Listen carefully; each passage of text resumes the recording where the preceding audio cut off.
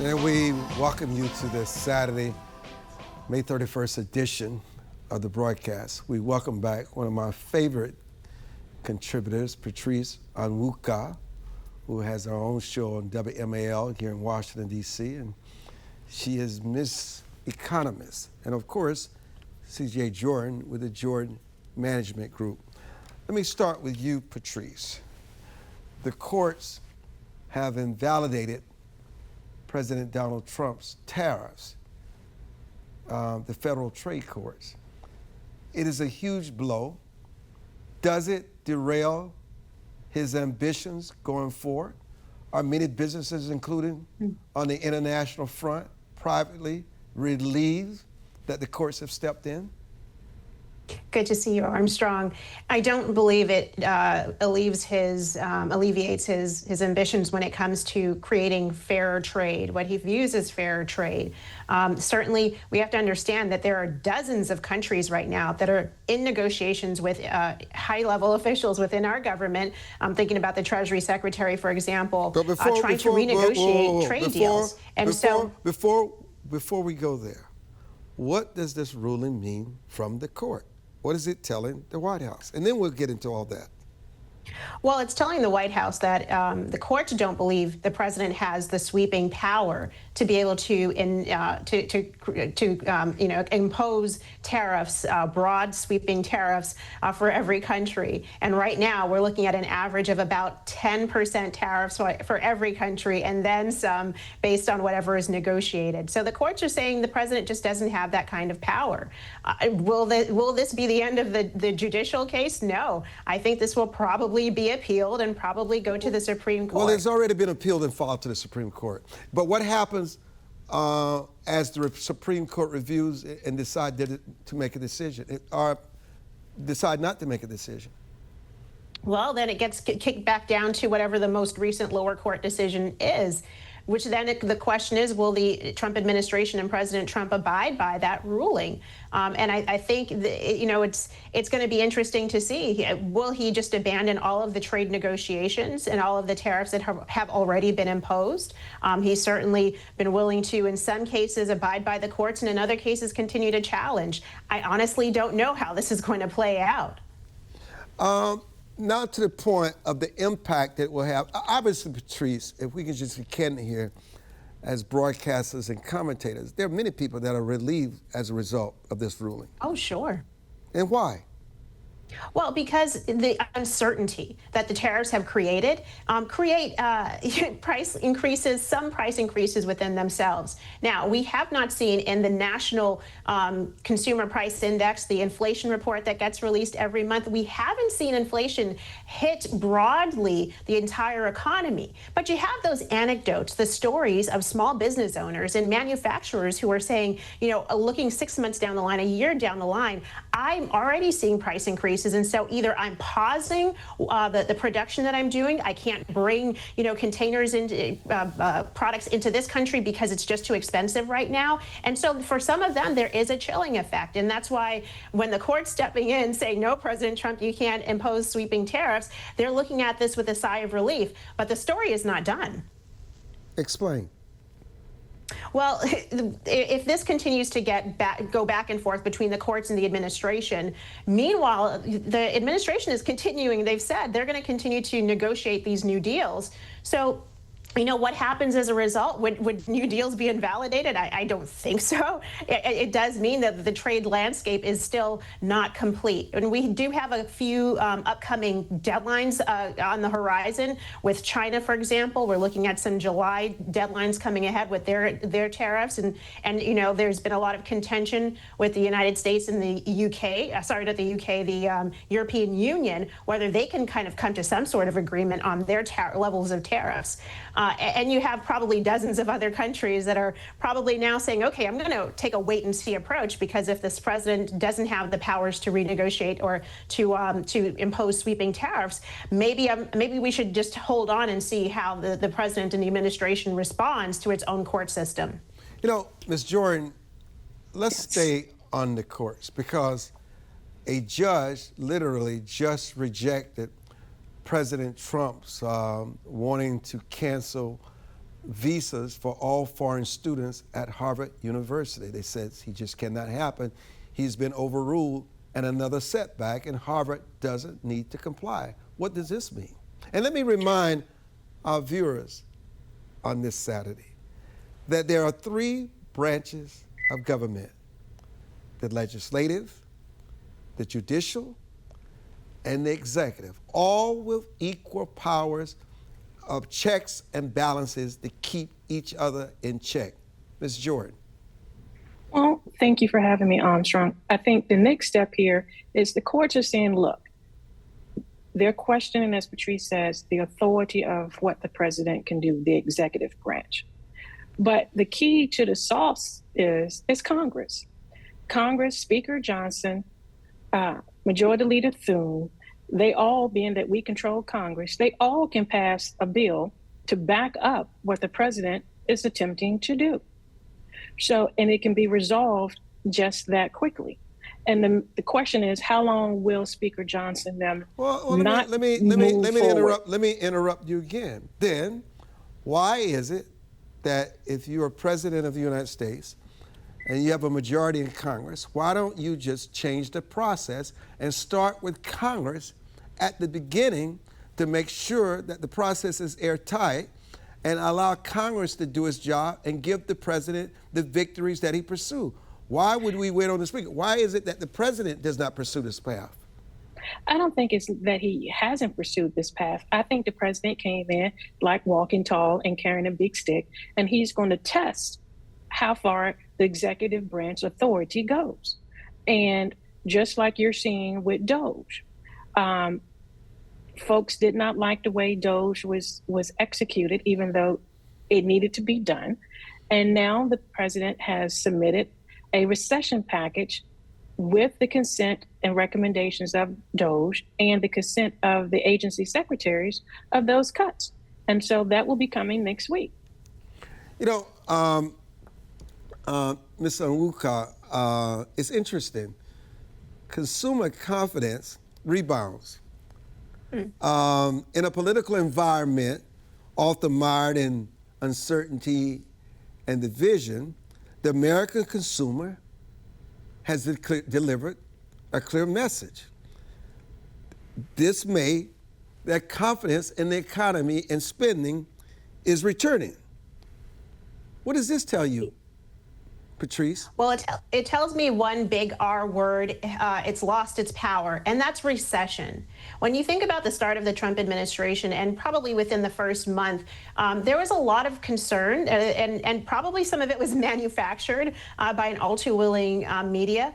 Trying to look for ways to undermine the president's approval rating by saying, well, the tariffs that he's going to impose, and that was what Liberation Day in April 2nd, that those were going to lead to a recession. You started to see some analysts suggest that there would be a recession this year. Those have been backtracked. At this point, you're hearing nothing about recession. Why? As I mentioned, number one, inflation has not risen. In fact, it's come down markedly from even the start of the year. So we were looking at 2.8% inflation rate. We're down to 2.3%, I believe, from the last inflation report. And we're seeing actual price cuts across different categories of spending. So consumers, and they're also recognizing that there's still a relatively strong jobs market. So given the fact that people are starting to feel some relief in the pockets and the expectation of the massive tax cut, we're talking about the big, beautiful bill that is not just going to allow people to keep more of their paycheck, but build on that with a lot of the president's popular provisions like no taxes on tips, no taxes on overtime, no taxes on your car loan insurance, car insurance or car interest payments, whatever the case is. So I think that there's a lot more. The consumer has been resilient. And then I think the consumer is looking ahead saying, okay, maybe things are going to get better. And the concern that the tariffs are going to drive up prices and cause a recession, that's being scaled back pretty substantially. So I think that's why there's so much a rebound in consumer sentiment. Ms. Jordan, you know, what is the path forward for the president in making sure that the legislation that he pushes forward is not mired up in the courts. He's not always following with the Supreme Court. Because you know what? We see this dance all the time. It's the same dance. Does he need to change his dance routine and try a different strategy? No, I don't think so. I think you don't? I think the American people wanted the president to come in and challenge the court systems, because it was the court systems that stymied a lot of progress. And he's coming in and say, you know, I'm going to test my limit. And while I test my limit, we're also going to be working with Congress to move things forward. But he has tested, Mr. Jordan, he has tested the courts, and the courts are pushing back. What is the path forward now? We've seen this play out. He's not going to change that course. Continue to test the courts. Are you now saying there's going to be a constitutional crisis? The constituency wants him to continue to do that. But we have three equal branches of government. And they're all going to work at the same time while he punches. Ms. Patrice, do you agree with that assessment? I do think that President Trump will still continue to be aggressive in trying to get as much done, but I do think there's going to have to be a little bit of change in their strategy at this point, at least on some things. And so, for example, you take women in sports, protecting women's sports. The president signed an executive order. It was one of his first, and that was helpful. We've seen Congress pass legislation to protect women's sports, helpful, but you still have recalcitrant states who want to continue to allow biological men in women's sports, in women's spaces. And so this is where I think you're starting to see the agencies come together and use their powers as much as they can, whether that's the power of the purse or the power of investigation. I think there's only so much that the executive can do. And the executive should be able to do as much as he wants to, but if you can't get it done in one way, then you're going to have to figure out how to get it done through another.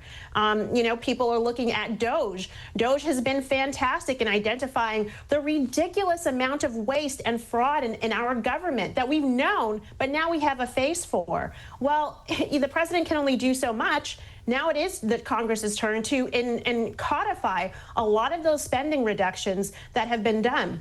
And frankly, it's the Congress's turn to also look at the mandatory spending, where we also see a lot of waste, fraud, and abuse, Medicaid, SNAP, housing vouchers, and figure out ways to address a lot of that there. So I think, he can only do so much. He has a very limited window of time, and he can only expend so much political capital to get it done, which is why then you have to give the ball to somebody else to carry forward. And I agree with Ms. Jordan on that point. I know we're coming back with Ms. Onwuka. She's not going anywhere. But Ms. Jordan, we're saying goodbye to you. Your final thoughts, Ms. Jordan? No, I think the president should continue to punch as he's been punching, but it's also time for Congress as well as our governors to get involved in supporting the president on some of these initiatives, like Governor Youngkin has. Hold people accountable, hold those universities accountable, hold those local school districts accountable. And so I think you're going to start seeing more Republican elected officials get involved. Ms. Jordan, thank you. When we come back, Steve Laffey will join the conversation, and we're going to talk about the biggest news of the week. Thank you. Elon Musk has stepped down after 144 days in power. That's up next. Don't go away.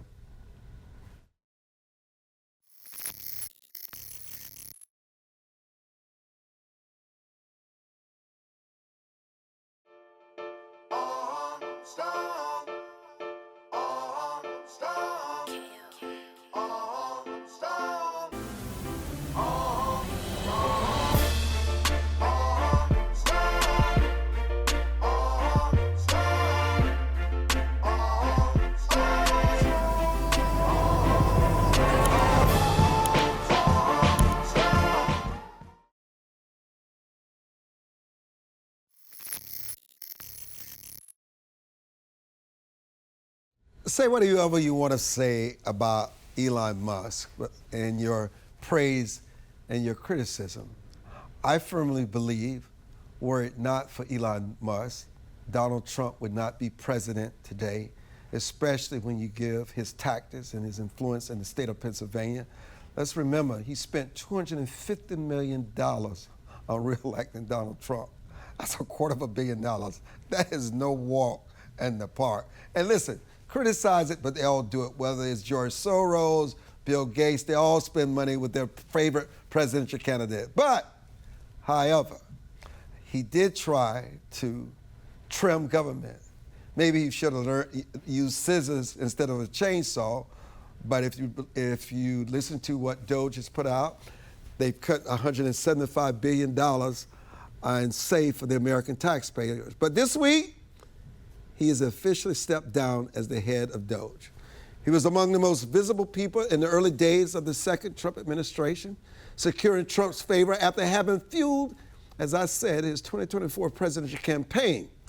And let me just remind you of this. He was frequently seen along Trump with his son, often wearing the Trump, that while appearing with different of his kids, Musk appeared to relish his role as Trump's waste and fraud czar, taking the stage at the Conservative Political Action Conference in February with a sizable chainsaw to tout his cutting cost initiatives, Steve Laffey.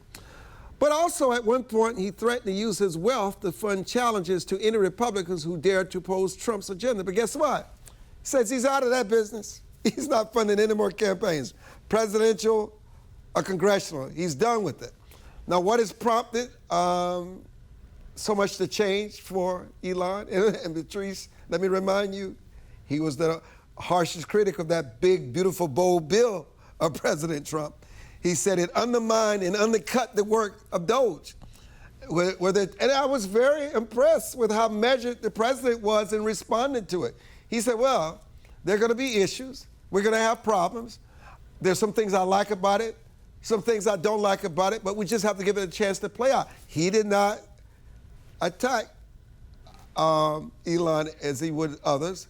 I guess it does help to be the richest man on planet Earth, Steve.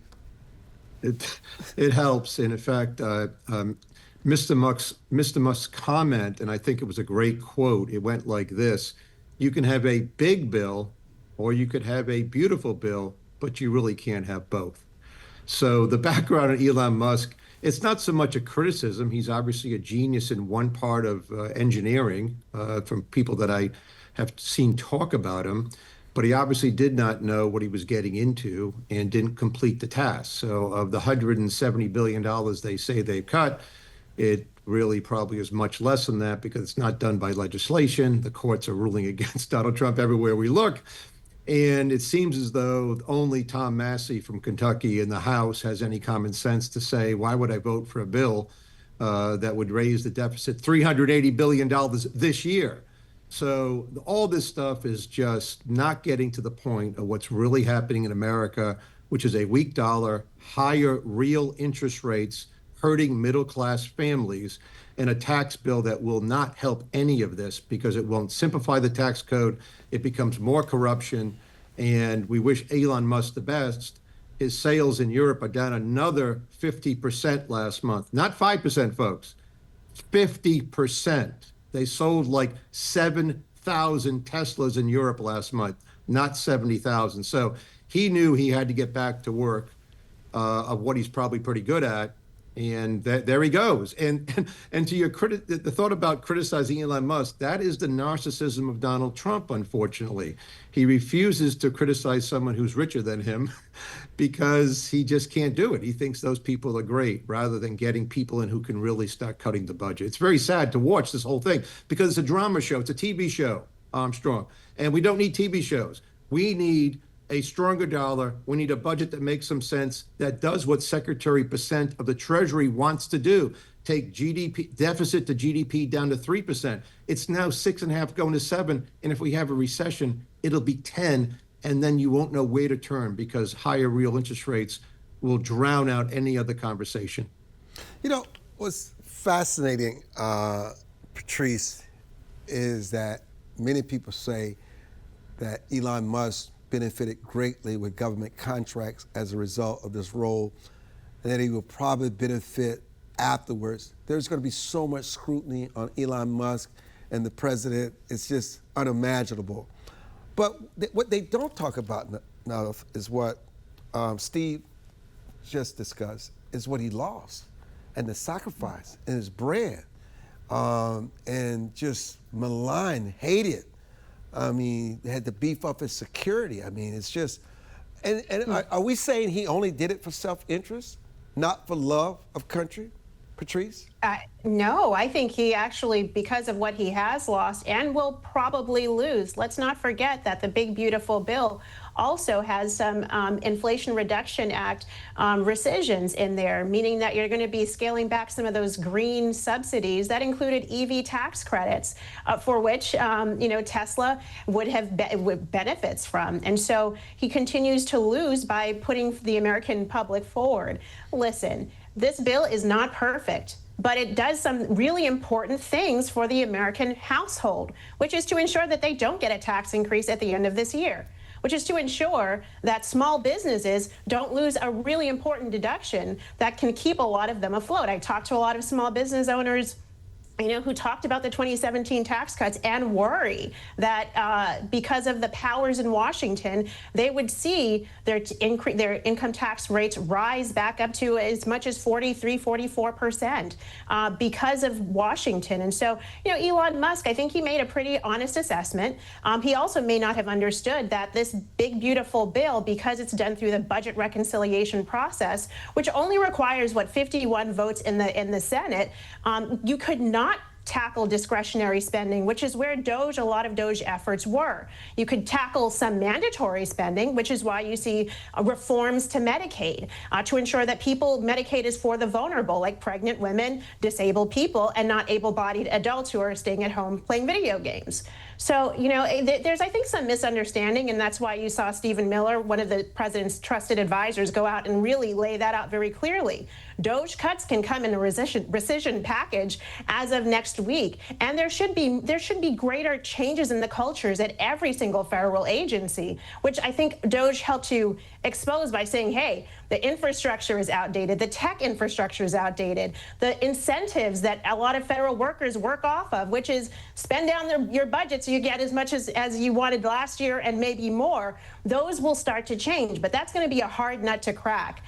Will he be done? And I think President Trump was kind of being generous in his response, because I don't think Elon Musk is done with politics, and I don't think he's done with Washington. He's just done for right now. I think Ms.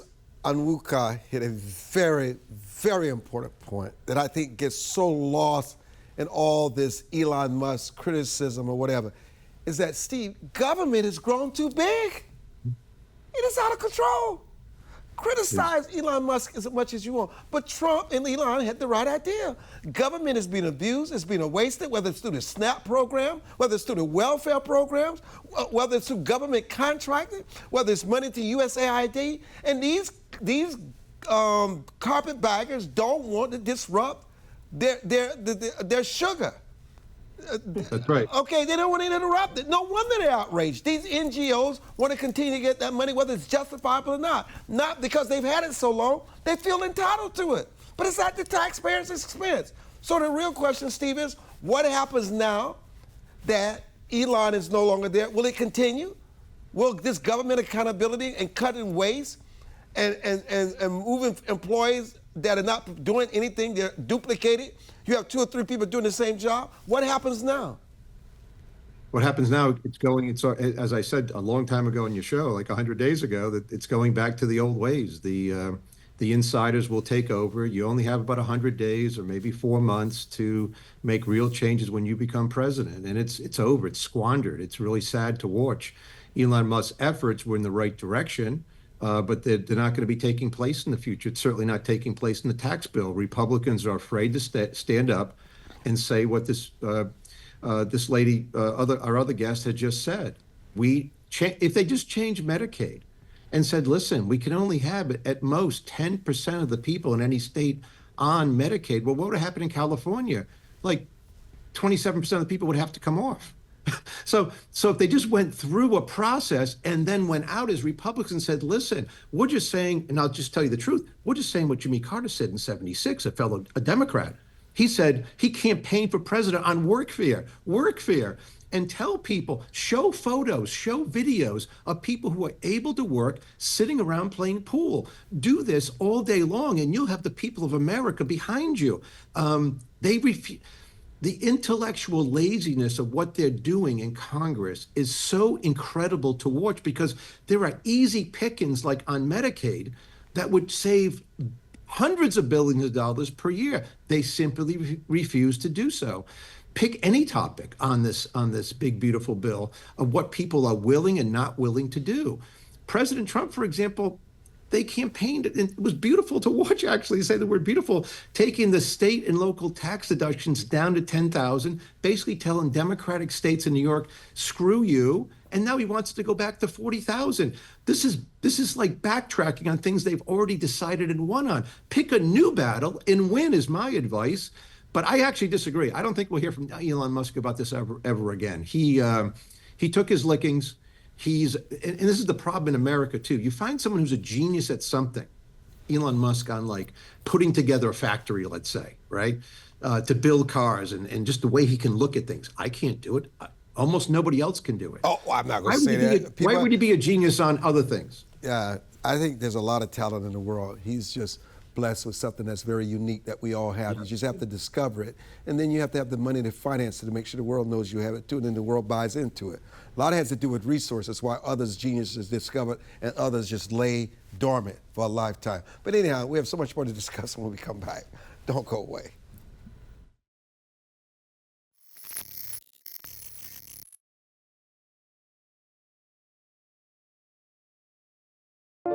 It is easier to build up strong children than to try and repair broken men.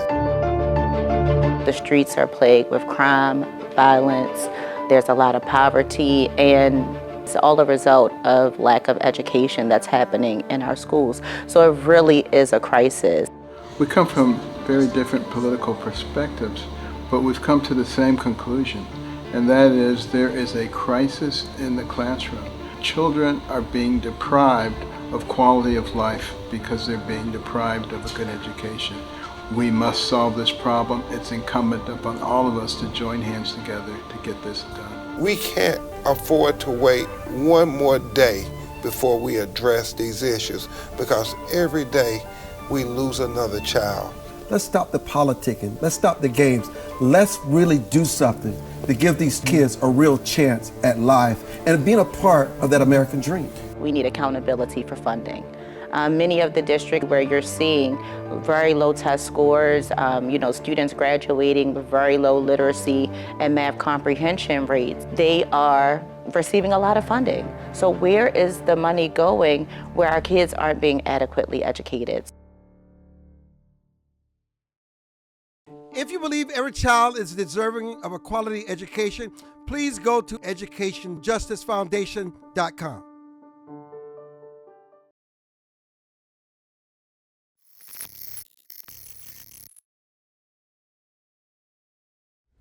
You know, Patrice, Mark Rubio issued a directive this week that was heard all the way to China.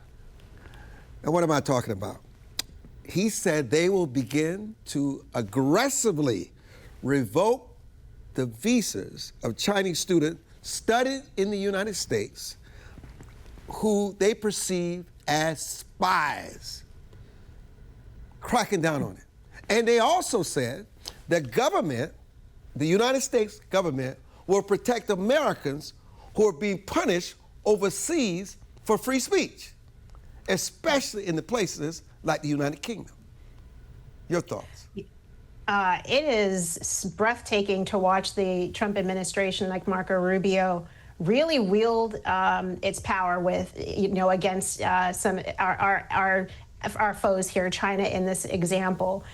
There's good reason, though, to understand all of the foreign students who come to this country who, we believe and hope are here to study, but also who may have nefarious motives. Let's not forget that a sitting member of Congress carried on a long-term relationship with a Chinese spy for many years. And she was also involved with lots of other targeted lawmakers in the state of California. And so I don't think she's a one-off. And if there is good reason to say, well, this person might have an interesting background we need to look at, I think it's worth the administration pursuing that. That said, does every Chinese student, should they lose their visa? I mean, I think that's pretty harsh, but there seems to be a real motive here, which is to ensure that China is not just exporting people who are sucking away our intellectual property, sucking away our intellectual capital, and advantages, and frankly, planting people here for nefarious motives, but to also, I guess, maybe create opportunities for American students who would also be taking the seats in these universities. But you know, Steve, I watched some footage and transcripts with Chinese students who were caught as spies. And remember, one was in the governor of New York's office, Kathy Hochul, a spy. And what they actually said was fascinating in that they have to sign a loyalty of oath to the Chinese Communist Party, that part of them of being permitted to come to the United States, to work in the United States, to be educated in the United States, is that they must spy for the Chinese government. This is what their country is telling them. So what do you expect them to do? Well, I would disagree in just saying this. We should deem, and I've been saying this since 2005 publicly, every Chinese citizen who's in the United States as a spy, every student. It's not only what you just said, Armstrong. They go to the student, doesn't matter, sociology. What they want is many things. They want someone studying physics at Harvard to get some secrets to bring home, but they threaten the families. They let people know, if you don't come home and if you don't do what we say, and they start off very small sometimes with students who are over here, but they want access to everything, to our secrets, to whatever's going on. They did it in New York, they're doing it everywhere. I think they all should get home. I think it is the right decision to send all foreign Chinese students home. Now, I know it's going to cost some money. Unfortunately, Marco Rubio went a step farther. He's pausing all the interviews for all the students, like from Ireland, which we don't need to do. So, but with China, we have to take a very hard tack every single day. And that's why even get to the trade things that have been overturned, like last night, Armstrong, by the court in Manhattan. This is why it has to be done by legislation, not by edict, and not even by Marco Rubio. But we need the full court press on communist China, and then go around and get our allies to back us, which is what we're not doing. We're sort of attacking everybody. It's a real problem. You know, Patrice, it's interesting watching Gavin Newsom tap dance on the transgender issue. You mentioned it earlier in the conversation, and it's interesting how they responded to this pilot policy just to delay taxes, a real compromise. They're saying now any biological female that was denied a trophy because a transgender won, now you can compete in the championships. I mean, obviously he's running for president, and obviously he doesn't want California to go the way of Maine, where they lose their funding or their funding is tied up. What do you make of this?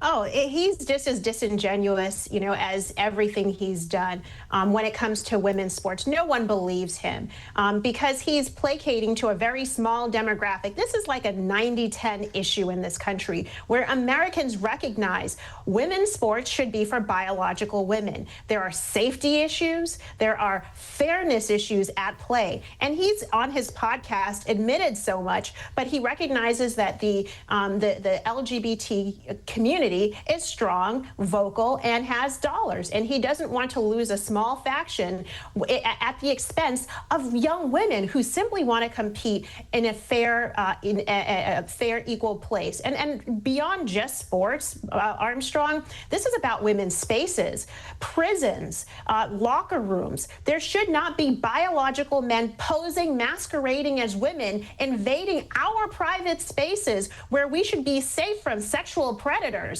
But Gavin Newsom is trying to have it both ways. And in doing so, and all these policymakers around the country who are turning a blind eye to this, they are creating opportunities and doors of opportunities for sexual predators to do what they're doing. Let me just stay with you a moment, because I want to get Steve's comment on this. All of us have been watching Jake Tapper on trying to redeem the Legacy Media Tour. And if Harris had won, probably never would have written this book, but be it as it is, he is now comparing the cover-up of Biden's health. It was so bad that he's actually comparing it to Watergate. Watergate panel. I mean, think about this. He said it's probably one of the greatest cover-ups by the media, by the people in Biden's orbit, by his family. They were talking about putting this man in a wheelchair. This man was not recognizing anyone anymore. But yet they felt Trump was an existential threat, and no matter what, they felt they could justify lying to people, using the government to do everything they could to either re-elect Biden or give Harris a chance at the White House. Is it credible? Is it credible? I don't care if it's credible. I'm just here for it. I'm eating my popcorn with every single interview that Jake Tapper does, because you know what? It's time that all of us, and not just conservatives, but liberals, regular people, have watched President Biden for the past 4 years and have known that his mental acuity had declined, had known that he wasn't just missing a step. He couldn't walk. He could barely make it across a stage without shaking hands with the curtains. He had to be escorted off stages, fundraising stages with President Obama. And that brings into question all of the different Democratic politicos who have known about President Biden and have been mum because they were using him as a shell. They were happy to use a rock if a rock could fill the place and be able to knock out President Trump. So listen, Jake Tapper, his hands are not absolved because he's writing this book. He is very much part and parcel. If you had questions and you didn't even raise them at the time, then you are just as much responsible as the people in the White House who surrounded President Biden, as all of the Democrats who across the country who are more than willing to say on national television, oh, I've been with him. He is just as fine as he was before. From the press secretary to the former president of the United States who was with Biden, probably behind the curtains on that fundraising stage, they all knew, they're all complicit. And you know what? The American people are seeing how the shameless tactics for how they've been manipulated over the past 4 years by people who just wanted to hold on to power. Listen at that passion, Steve Laffey. You got the last word. Love it. I love it, and I agree. And I think this is one of the, both parties are totally removed from reality on finances. It's a Democratic Party that is totally removed from reality when it comes to things that stare you in the face, like the pilot program of Governor Newsom. Let him go. Let the governor of Maine defy President Trump and anybody on these issues when 50% of Democrats are against them. But they'll keep doing it. They knew, Jake Tapper knew, I knew, you knew, we all knew President Biden couldn't carry on. We knew it from the first day he was in office. I said publicly he'll never make it to the end, and I was getting a little worried, but I was right. But in the end, the Democrats stick out there as the party of non-real stuff. In other words, stuff that is so easy to go after, and it may be the only thing Republicans have going for them in the midterm. If this continues, they're going to be used as a ramrod against Democrats. Steve, Patrice, CJ, thank you for joining us. John Lipowsky will join us to talk about what's going on at Harvard, the killing of the Jewish students in front of the Israeli in the embassy here in Washington, D.C., and so much more about how anti-Semitism is continuing to spread, especially here in the United States. We'll be back. God bless.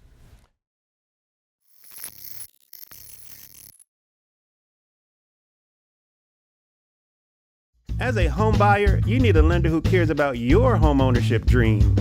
United Security Financial has been helping families secure their dream homes for 30 years. We're a national fair practice lender that provides affordable mortgages and low down payment programs to eligible home buyers. To learn how United Security Financial can help you secure your dream home, call 1-800-373-4186.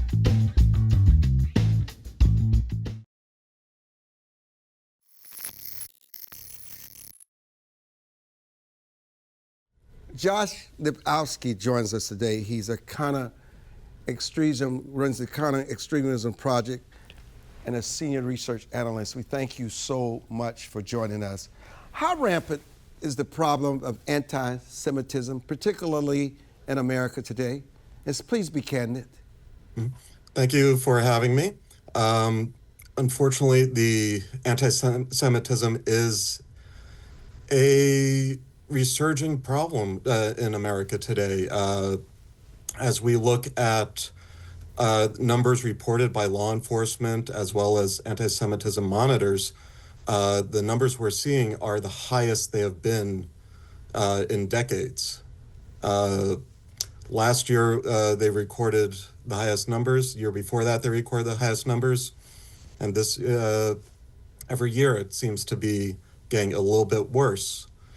But Do what you, we do are you think seeing... do you think the Ivy League schools, the universities, and these college campuses contribute to this rise? I think that the protest movement that we are seeing across university campuses has contributed to the rise. What we are seeing is a far left rise in far left anti-Semitism that is using the Palestinian cause and anti-Zionism to mask a more nefarious intent. And what is that nefarious intent? Hatred of Jews is at the core. And we see this on both the far right and the far left. Historically, the far right has been responsible for violent anti-Semitism in this country. Now, what we saw in DC was among the first far left violent example of anti-Semitism. Previously, it had far left anti-Semitism had manifested as exclusion, harassment, and other forms of protest against Israel that specifically targeted Jews and Jewish institutions. Well, is there a difference then between being anti-Israel and being anti-Semitic? At its core, there is anti-Zionism and anti-Semitism come from the same root. It is certainly possible to be opposed to the policies of Israel, and many Israelis are opposed to that. Many in the Jewish community are opposed to that. However, when you get into being anti-Zionist as a whole, being opposed to the very existence of Israel, that's when you start crossing the line into anti-Semitism, saying that Jews do not have a right to self-determination. Well, how are America's enemies radicalizing a new generation to hate Jews and be opposed to Israel? And in your view, are policymakers doing enough to combat this anti-Semitism? Are they too afraid to play to the other side because they don't want to offend Muslim extremists or constituencies that they know? Sometimes people say play it safe, but playing it safe sometimes fuel this anti-Semitism and this hatred. So what we're seeing from other countries, and we have seen Qatar and Iran throwing support behind these protest movements. Qatar specifically has provided financial support to various groups that have been operating on campuses for several years. Iran is providing a moral support, and what we see is a legitimization of this anti-Zionism and anti-Semitism, which leads to the normalization that it's okay to be anti-Israel and to say Israel does not have a right to exist, but don't we also, to globalize the Intifada. But don't we also give credibility to Qatar because they also fund a lot of these universities where a lot of this anti-Semitism take place? Doesn't it also legitimize them when they are able to gift a Trojan horse to the President of the United States? Doesn't that give them credibility and sort of shield them from that? Qatar has been playing both sides for several years. The Qatari leadership has routinely said that we want to be a bridge between the West and other entities in the region, including Hamas, Iran, the Taliban. And Qatar this has led Qatar to play both sides of that conversation. which makes it brings into question whether or not it is actually an honest broker when Qatar for several years was hosting the Hamas leadership in Doha. But it also owns Al Jazeera, which is another propaganda machine. Correct. So let me ask you, what is the goal of the counter-extremism project? And I've just come back from Poland and Dachau and Munich, Germany, and experienced Archer House 88. And man, for someone to say this happened 80 years ago, could it ever happen again? Man, when I watch those innocent Jewish kids being gunned down in Washington, D.C., I mean, this is the kind of stuff where they show words of how Jews were gunned down in Dachau and Auschwitz and the other 40,000 concentration camps around Europe. Are we saying that this cannot happen again? Are we not seeing signs of that again? And talk to us a little about what that house is and what we should do to make sure that when we see signs, we say never again. And how we say never again is say we have to stop it in its tracks immediately. Mm-hmm. So the Counter-Extremism Project, getting back to your first part of the question, the Counter-Extremism Project is a nonprofit which seeks to shine a light on all forms of global extremism. We want to create a central clearinghouse, and we have done that, a central clearinghouse of information on all brands of violent extremism. So we cover Islamist extremism, far left, far right, white nationalists, because providing that one place where someone can go and learn about these different ideologies, these groups, what they stand for, what they're saying, what they've done, that helps educate people to the dangers that they present and how they can combat them on their own, and how our governments and our leaders, our media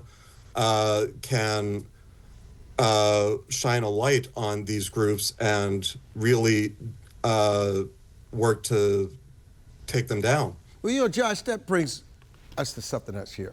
Why is it that humanity has not learned the lessons of the Holocaust? Is it the history of the Jews being the target of genocide by the Nazis that has led to so much of the world to create this false libel against Israel that is committing genocide against the Palestinians, and the press push this agenda, and these young kids are indoctrinated enough to believe it because they don't do their own homework, their own research, and they buy in this because they got to have some kind of purpose and their meaning in life, and all of a sudden they're standing up for the minority, they're standing up for the little guy, and yet they have no idea, particularly those who embrace the gay agenda. If they were a hostage of Hamas, they would be first killed. They're just so naive and out of touch. So you raise an interesting point, and when asked why have we learned the lessons of the Holocaust, why does this keep happening, which I believe was the basis of your question, I'm drawn back to a line from Fiddler on the Roof when Tevye is questioning God and says, "I know we're the chosen people, but for once couldn't you choose someone else?" And really, throughout history, Jews have been a scapegoat.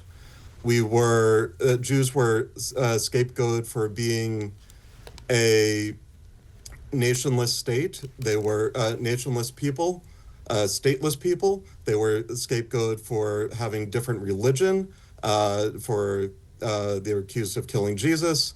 Over the past 2,000 years, there have been the reasons for hating Jews has changed as society has evolved, but that hatred has remained.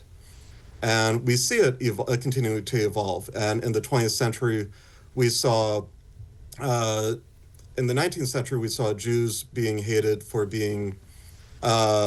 infiltrating Europe. And we saw this in the 20th century, that they were considered invaders. In the early 20th century, that was the bulk of, that was the basis for the Nazi propaganda, that Jews were responsible for the ills befalling Germany. And then after Israel was created, we saw Jews are too powerful now. That became the hatred that Israel, the Jewish state, is usurping land. It's forcing its way in, and it's too powerful.